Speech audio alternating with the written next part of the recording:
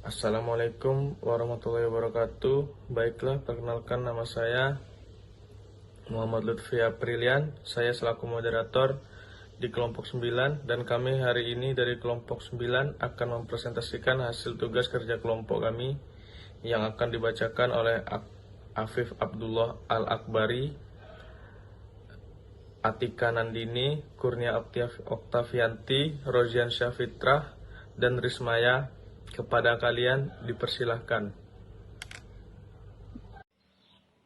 Ilmu pemerintahan adalah ilmu yang mempelajari bagaimana melaksanakan pengurusan, pengarahan dalam beberapa peristiwa dan gejala pemerintahan secara baik dan benar.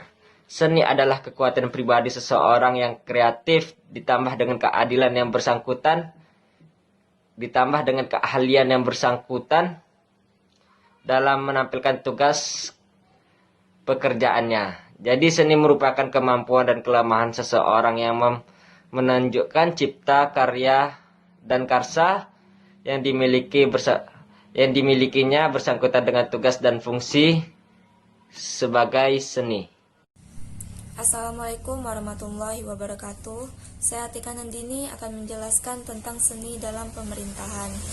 Seni memerintah adalah bagaimana seorang seniman pemerintahan dengan keahliannya mengetahui bagaimana agar ia mampu menyelenggarakan pemerintahan, misalnya seperti membuat keputusan yang berpengaruh. Jadi seni memerintah tidak lebih daripada profesi seseorang yang ahli dalam pemerintahan. Dalam paradigma sebagai suatu seni ilmu pemerintahan, juga mengenai berbagai seni memerintah, seperti seni membujuk dan seni mendorong pihak lain, bagi bawahan maupun masyarakat. Dalam seni memerintah harus memiliki naluri kepamongkerajaan yang spontanitas.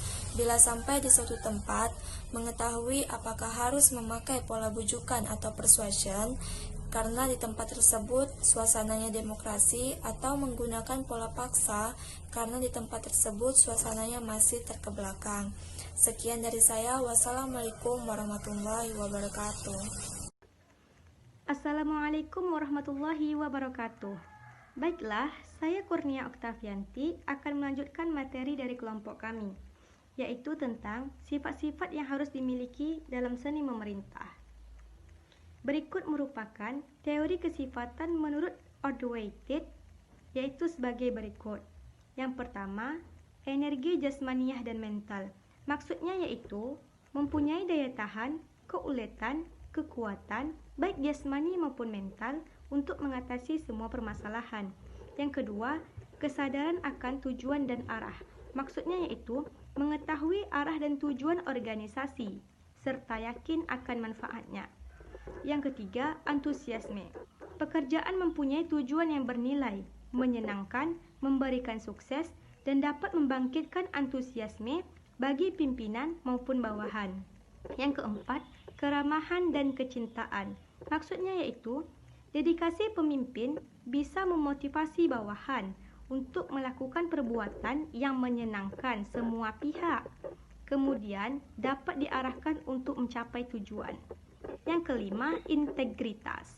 Maksudnya yaitu pemimpin harus bersikap terbuka, merasa utuh bersatu, sejiwa, dan seperasaan dengan anak buah atau dengan bawahan, sehingga menjadi percaya dan hormat. Yang keenam, penguasaan teknis. Setiap pemimpin harus menguasai banyak teknis atau mempunyai salah satu kemahiran teknis agar ia mempunyai kewajiban atau kewibawaan dan kekuasaan untuk memimpin. Yang ketujuh, ketegasan dalam mengambil keputusan. Pemimpin yang berhasil pasti dapat mengambil keputusan secara cepat, tegas, dan tepat sebagai hasil dari kearifan dan pengalamannya. Yang kedelapan, kecerdasan. Orang yang cerdas akan mampu mengatasi masalah dalam waktu yang lebih singkat dengan cara yang lebih efektif. Yang kesembilan, keterampilan mengajar. Pemimpin yang baik adalah yang mampu menuntun, mendidik, mengarahkan, mendorong, dan menggerakkan anak buahnya atau bawahannya untuk berbuat sesuatu.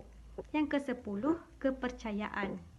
Keberhasilan kepemimpinan didukung oleh kepercayaan anak buahnya atau bawahannya, yaitu percaya bahwa pemimpin dengan anggotanya berjuang bersama-sama untuk mencapai suatu tujuan. Baiklah, saya kembalikan kepada moderator. Assalamualaikum warahmatullahi wabarakatuh. Saya dari kelompok 9 ingin menjelaskan tentang seni memerintah menurut Prof. Pamuji. Menurut Profesor Pamuji, seni memerintah harus memiliki sifat-sifat, yaitu yang pertama adalah adil. Adil dapat disimpulkan sebagai semua hal-hal yang berkenaan dengan sikap dan tindakan manusia. Keadilan berisi sebuah tuntutan agar orang memperlakukan sesamanya sesuai dengan hak-hak dan kewajibannya.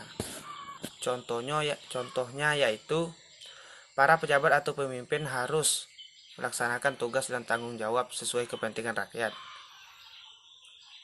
dan kepentingan publik, memperlakukan secara sama terhadap semua penduduk yang dipimpinnya, tidak mengutamakan diri sendiri atau sebelah pihak.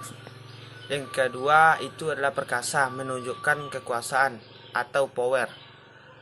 Kekuasaan dalam kepemimpinan biasa ditunjukkan oleh dua hal, yaitu derajat dan keluasan pemimpin tersebut untuk dianut oleh para pengikutnya. Dan yang kedua, kewenangan yang dimilikinya.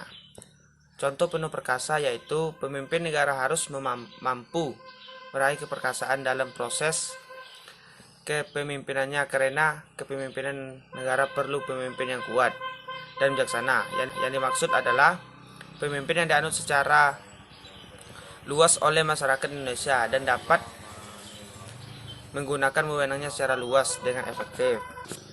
Baik, yang ketiga adalah percaya diri. Percaya diri adalah suatu sikap dan perbuatan yang tepat memandang posisi dirinya dalam lingkungannya. Kepercayaan diri akan menumbuhkan keyakinan dalam diri sendiri bahwa apa yang dilakukan adalah hal yang benar, sehingga kepercayaan diri akan menimbulkan perasaan yang dapat menghilangkan kekurangan tidak penting dalam diri seseorang. Utamanya kekurangan-kekurangannya yang bersifat material. Sebagai contoh, pemimpin harus memiliki sifat percaya diri dan yakin untuk menyelesaikan berbagai tugas yang dihadapinya. Walaupun dengan sumber daya yang terbatas, percaya diri seseorang pemimpin atau pejabat dilihat dari cara mereka pada saat tampil atau mengadakan rapat. Yang keempat yaitu jujur. Jujur adalah sifat yang harus dimiliki dan tidak boleh dilupakan oleh seorang pemimpin. Secara garis besar, jujur artinya mengatakan sesuatu sesuai kenyataan atau keadaan, tidak menambah-nambahkan dan bersifat fakta. Contohnya, ilmu pemerintahan didasari dengan sikap jujur. Setiap perkataan yang dikeluarkan dari mulut, baik itu atas dasar untuk umum atau tidak, harus bisa dipertanggungjawabkan. Selanjutnya yaitu mudah mengambil keputusan.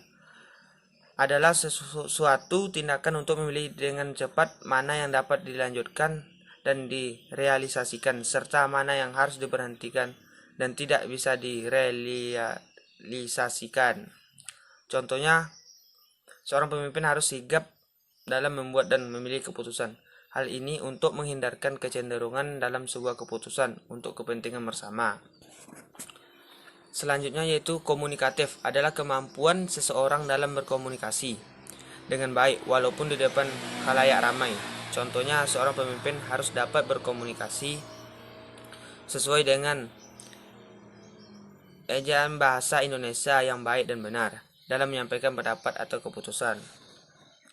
Kemudian yaitu daya pikat. Daya pikat merupakan suatu bentuk ketertarikan untuk menarik perhatian. Contohnya, di bidang ilmu pemerintahan harus memiliki daya pikat untuk menarik perhatian rakyat. Dan selanjutnya yaitu arif, yaitu bijaksana dan berilmu. Contohnya, sebagai pemimpin haruslah bijaksana dalam bertindak. Selain itu, pemimpin juga harus berilmu untuk menunjukkan bahwa segala pengetahuannya didasari oleh ilmu.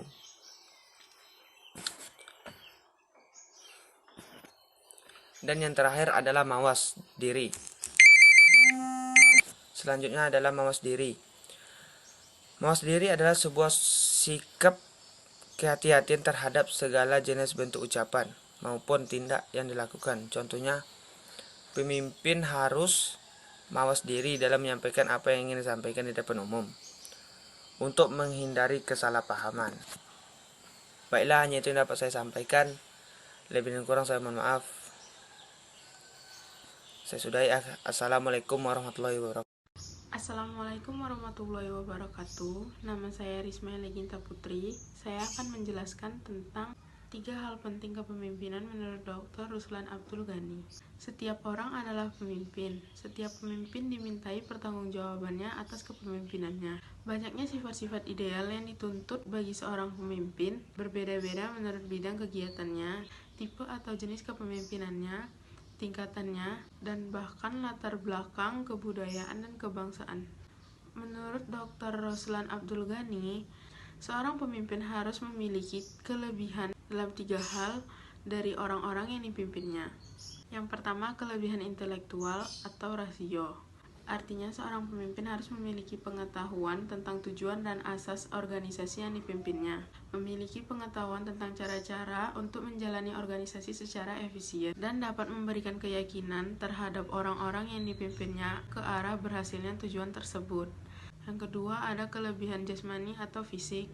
Artinya, dengan kelebihan ketahanan jasmania ini, seorang pemimpin dapat memberikan contoh semangat dan prestasi kerja sehari-hari yang baik bagi orang-orang yang dipimpinnya.